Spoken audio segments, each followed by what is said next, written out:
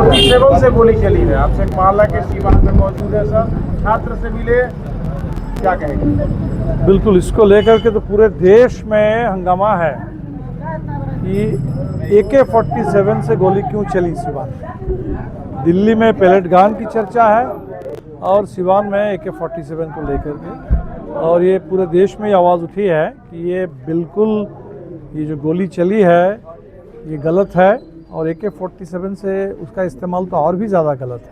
और इसीलिए आज हम लोगों ने यहाँ पूरे सिवान में जो प्रतिवाद सभा की, वहाँ से मांग उठी कि यहाँ SP को यहाँ से जाना होगा। जो SP इस AK-47 की जिम्मेदारी उनकी बनती है। दूसरा, ये जो कोशिश हुई पूरे देश में, सरकार ने लाठी, गोली, AK-47, pellet gun, water cannon, tear gas, इसके माध्यम से छात्र नौजवानों को दबाने की कोशिश की, लेकिन कोशिश सफल नहीं हुई। तो हमने देखा कि सरकार को पीछे हटना पड़ा, तो मंत्री का इस्तीफ़ा हुआ। लेकिन मंत्री का इस्तीफ़ा छात्रों की एकमात्र मांग नहीं थी। मंत्री के इस्तीफे से भी ज़्यादा छात्रों की मांग थी कि शिक्षा और परीक्षा में जो भ्रष्टाचार है, जो जिस तरीके के गलत छात्र विरोधी नीति बनी हुई है, जिस तरीके का NTA नाम की एक संस्था बना दी गई जिसका पार्लियामेंट से कोई लेना देना नहीं है, वो एक प्राइवेट एजेंसी है जहाँ कोई स्थायी कर्मचारी भी नहीं है, आउटसोर्सिंग के माध्यम से वही भ्रष्टाचार का अड्डा है।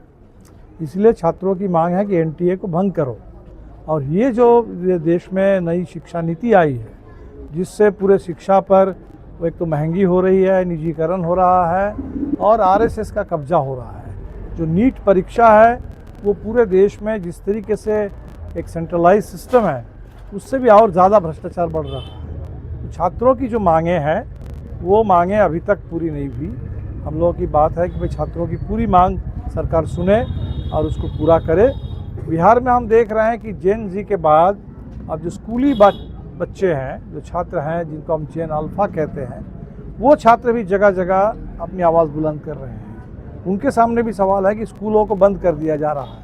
पूरे देश में सरकार ने खुद माना, नीति आयोग ने रिपोर्ट दी कि पिछले 10 साल में करीब 94,000 या उससे भी ज़्यादा स्कूलों को बंद किया गया। इसका मतलब है कि पर डे 25 स्कूल हिंदुस्तान में बंद हो रहे हैं। तो जहाँ और ज़्यादा स्कूल की आवश्यकता है, और ज़्यादा कॉलेज की ज़रूरत है, यूनिवर्सिटी की ज़रूरत है, वहाँ स्कूलों को बंद करना। यूनिवर्सिटी कानून नया बन रहा है बिहार में, वो बनेगा तो सारे कॉलेज जो है यूनिवर्सिटी से अलग हो जाएगा। प्राइवेट विश्वविद्यालय का बोलबाला होगा, वहाँ शिक्षा महंगी हो जाएगी। और 4 साल का जो डिग्री कोर्स अभी है, उसमें आम बच्चों के लिए डिग्री पाना ही मुश्किल हो जाएगा। इसलिए छात्रों के बिहार में जो मांग है, जिसको लेकर के 22 तारीख पूरे पटना में राजभवन मार्च था, और उस पर जो दमन हुआ, दिल्ली में जो दमन हुआ, इसके खिलाफ 25 तारीख को बिहार बंद था। मेरे ख्याल से ये बातें भी, मांगें भी बहुत वाजिब है, और बिहार सरकार को इस पर बिल्कुल छात्रों से बात करनी होगी और छात्रों की आवाज़ सुननी होगी। और अभी पार्लियामेंट में पिछले 15 दिन से हम देख रहे हैं अमित शाह गायब। पूरा देश अमित शाह से पूछ रहा है कि दिल्ली में पैलेट गन किसके इशारे पर चला, ये पूरे यहाँ AK-47 चला तो सरकार क्या कर रही है। तो और देश के गृह मंत्री ऐसे समय में वो बिल्कुल वहाँ से गायब है। और इसीलिए पार्लियामेंट में जो आवाज़ उठी कि अमित शाह आए, जवाब दे, माफ़ी मांगे, और छात्र नौजवानों जो नारा दे दिया कि अभी ये झांकी था धर्मेंद्र प्रधान का इस्तीफ़ा, आगे अमित शाह से हिसाब लिया जाएगा। हम पूरी तरह से छात्र नौजवानों के साथ हैं। परिवार पर, आरिफ का जो परिवार है उस पर दबाव की बात सामने आ रही है। सरकार की यही कोशिश है, दबाव दे करके, डरा के, धमका करके लोगों को चुप करा दिया जाए। लेकिन इस बार का जो आंदोलन है, इस आंदोलन से जो सबसे जो एक ख़ास बात पूरे देश ने महसूस किया कि अब हमें डर से निकलना होगा। लोग डर से निकल रहे हैं। ये गाली, गोली, डर, धमकी, इससे बात बनेगी नहीं। और इसीलिए आरिफ के परिवार से भी हम कहेंगे, आपके मोहल्ले के तमाम लोगों से अपील करेंगे, हम लोग सब साथ हैं। हम कहीं कोई दबने वाले, डरने वाले नहीं हैं। और इंसाफ के लिए हमें जिस तरह से लड़ना पड़ेगा, वो चाहे हम इस पर सरकार से दबाव बना रहे हैं, कानूनी प्रक्रिया अपनाना होगा, जुडिशियल प्रोसेस अपनाना होगा, हम उस रास्ते पर भी आगे बढ़ेंगे। लेकिन इंसाफ के इस लड़ाई में हमें बिल्कुल पीछे नहीं हटना है, किसी दबाव के आगे झुकना नहीं है। सिवान में AK-47 के अलावा पिस्तौल से भी गोलियां चली, मगर प्रशासन वो उन जो लोगों भी- पे कार्रवाई नहीं कर रही, उन लोगों को बचा रही। बिल्कुल बिल्कुल, अभी तक तो कार्रवाई उल्टी हो रही है, छात्रों को ही डराने धमकाने की कोशिश की गई, लेकिन ये आंदोलन की ताकत थी कि सरकार को पीछे हटना पड़ा। मोटे तौर पर छात्र जो घायल थे उनका इलाज हो रहा है, सही ढंग से इलाज हो, उनको बल्कि मुआवजा मिले, और जो लोग जेल में थे वो सारे रिहा हो, जितने छात्रों के ऊपर केसेस हुए थे वो केसेस वापस हो, और जिन लोगों ने गोली चलाई, जिन्होंने दमन किया, कहीं तो वर्दीधारी है, कहीं कहीं हम ये भी सुन रहे हैं कि बिना वर्दी वाले भी थे, तो जिन लोगों ने भी छात्रों के ऊपर लाठी गोली चलाने का काम किया, ये गलत था, उनके खिलाफ कार्रवाई होनी चाहिए।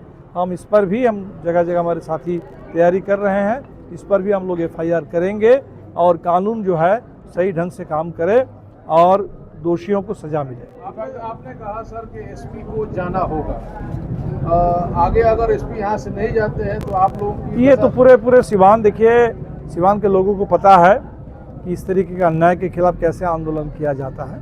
मुझे लगता है कि बिहार सरकार को भी चाहिए कि भाई पूरे देश में मेरे ख्याल से एकमात्र जिला है, हिंदुस्तान में 700-800 ज़िले हैं, पूरे देश भर में आंदोलन हुआ, यहाँ AK-47 क्यों चला? तो सबसे पहले तो SP इसका जवाब दे, और इसके लिए कोई नीचे के किसी अधिकारी को, किसी पुलिस वाले को सस्पेंड करने से तो बात बनेगी नहीं। तो हमें लगता है कि ये इस आंदोलन की सबसे बुनियादी जो बात है कि जिम्मेदारी तय हो, जवाबदेही तय हो, सरकार, मंत्री, प्रशासन, इनको भागने ना दिया जाए। इसीलिए सिवान में जो हमने देखा कि लोग ये मांग कर रहे हैं कि SP को, कुछ लोग कह रहे हैं कि SP ने सिवान को बचाया नहीं, शांतिपूर्ण आंदोलन को, बल्कि सिवान में एक तरीके से सिवान को बदनाम करने का काम किया, छात्रों पर बेवजह दमन किया गया। नहीं तो आंदोलन तो बिल्कुल शांतिपूर्ण था। अमरजीत जी बता रहे थे 12-1 बजे तक व्यापक जन समर्थन था, दुकानदारों ने खुद दुकान बंद करके रखा था। तो इतना बड़ा जन समर्थन, एक शांतिपूर्ण आंदोलन, उसमें लाठी चली ही क्यों, गोली चली ही क्यों? तो हमें लगता है कि इसमें पूरे एक तरह से भाजपा के इशारे पर, दबाव पर ये काम हुआ। और हम तो देख रहे हैं कि लाठी गोली के सिर्फ नहीं, माले के विधायकों को टारगेट किया गया। अमरजीत जी पुराने विधायक थे, उनको टारगेट किया गया। संदीप सौरभ पटना में इस दौर के सेकेंड टर्म MLA हैं, उनको उनके विधानसभा विधायक आवास से उठाया गया। माले के छात्र नेताओं को, यहाँ धनंजय हैं, सभा यहाँ बैठी हैं, इन तमाम छात्र नेताओं को जेल में डाला गया। तो ये जो दमन हुआ है छात्रों पर, और ख़ासकर आयशा और माले के खिलाफ और आम छात्रों के ऊपर भी, ये दमन सरकार की एक सोची समझी रणनीति थी। सरकार ने सोचा था कि लाठी गोली डर पैदा करके हम सबको चुप करा देंगे, लेकिन इस बार के आंदोलन की यही खासियत है कि आंदोलन इससे आगे निकल गया।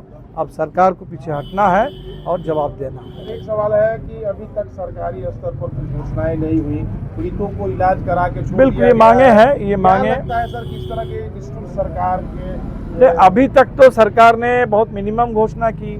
सरकार ने इतनी घोषणा की थी कि हम इस्तीफा करा देंगे, जिन नौजवानों को इस पूरे नीट घोटाले के चलते, परीक्षा पेपर लीक, परीक्षा चोरी के चलते एक आत्महत्या करने की नौबत आई, उन तमाम पीड़ित परिवारों को मुआवजा मिलेगा।